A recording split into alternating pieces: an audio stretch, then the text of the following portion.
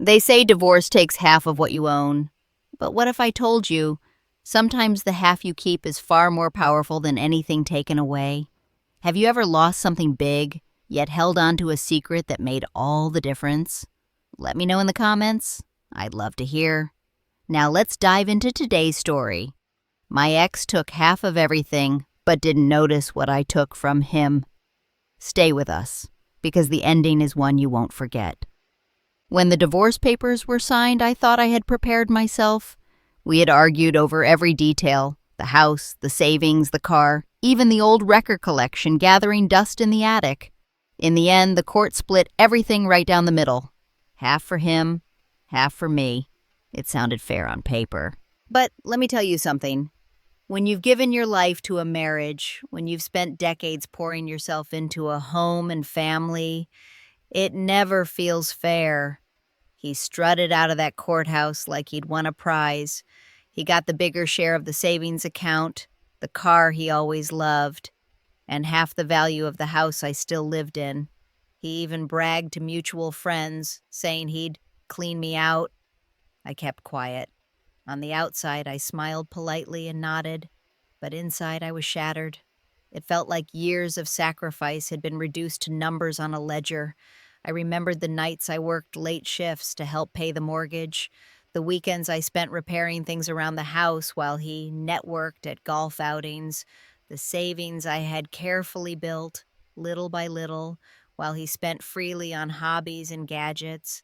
And now, just like that, half of everything was his. I cried for days after the settlement, not because I missed him. By then, the love had long dried up. What hurt was the injustice, the idea that he could walk away with so much, grinning as though he had beaten me. But what he didn't realize was this. While he was focused on what could be divided, he overlooked what couldn't. Because hidden in the corners of our life together were things more valuable than bank accounts and property deeds, things he never cared about, never noticed, and those things were mine to keep. After the dust settled, I began walking through the house, looking at what remained. The furniture was split, the electronics divided, even the old china set was counted piece by piece. But in his rush to grab the shiny things, he forgot the details. He didn't notice the locked cabinet in the study, the one filled with my journals, records, and small investments I had managed over the years. Yes, investments. While he chased quick money schemes, I had been quietly putting aside portions of my earnings. A little here, a little there, stocks, savings bonds, even a retirement account in my name only. He never asked, never cared. To him, my paycheck was spending money. But over the years, that spending money had grown into something substantial. I sat at the desk one evening, opening the files.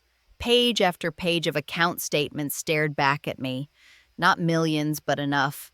Enough to give me security, independence, and most importantly, freedom. And then there were the journals. Decades of notes, recipes, and ideas I had written down late at night. Dreams I had shelved during the marriage because he laughed at them. "Nobody cares about that," he used to say. But looking at those pages, I realized I still cared. I still had passions. He could take half the money in the bank, but he couldn't take my mind, my skills, or the foundation I had quietly built when he wasn't looking. The best part? He hadn't even asked about it. In the divorce proceedings, he'd been so focused on the obvious assets that he ignored the rest. He thought he was clever, walking away with half. He didn't realize he had left me with more than enough to rebuild. I remember smiling for the first time in weeks as I closed the folder and locked it away. He thought he had stripped me bare, but in truth, I had walked away with the one thing he never valued: preparation. And preparation, I knew, would be my greatest advantage, because while he was out celebrating his victory, I was already planning my comeback. At first, I didn't tell anyone what I had. Why should I? Let him brag about walking away with half. Let him buy new toys and show off to friends. I had no need to match his noise with mine. Instead, I quietly got to work. The small investments I had built up weren't flashy, but they were steady. I shifted some into safer funds, used part of the savings to pay off lingering debts, and set aside a portion as seed money for something I had always wanted: My own business.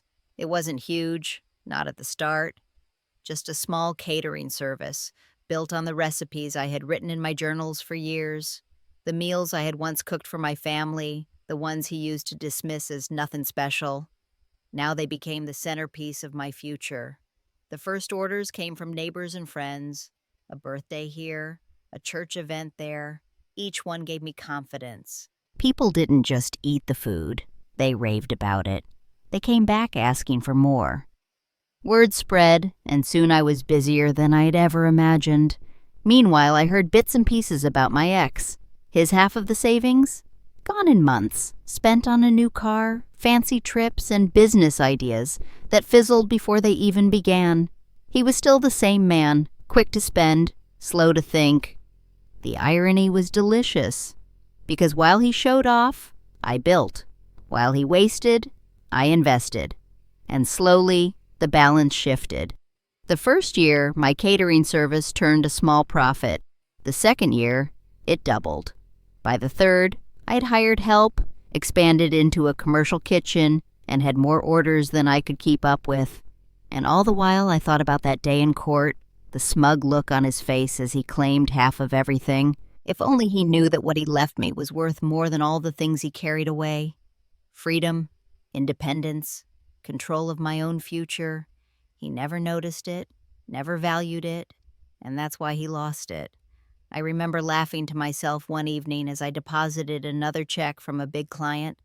He thought he had beaten me, but in truth, I had won, because I had built something he could never take, something that wasn't measured in halves, but in wholeness. I didn't plan for him to find out. Honestly, I was content living my life, running my business, and enjoying the peace that comes with independence. But small towns have a way of spreading news faster than the morning paper. It started with whispers. He heard from mutual friends that I was catering events every weekend. Then he saw my name in the local paper after I provided food for a charity gala. Before long, even people he knew were bragging about my pies, my casseroles, my desserts. He couldn't ignore it anymore. One afternoon, he showed up at my business unannounced.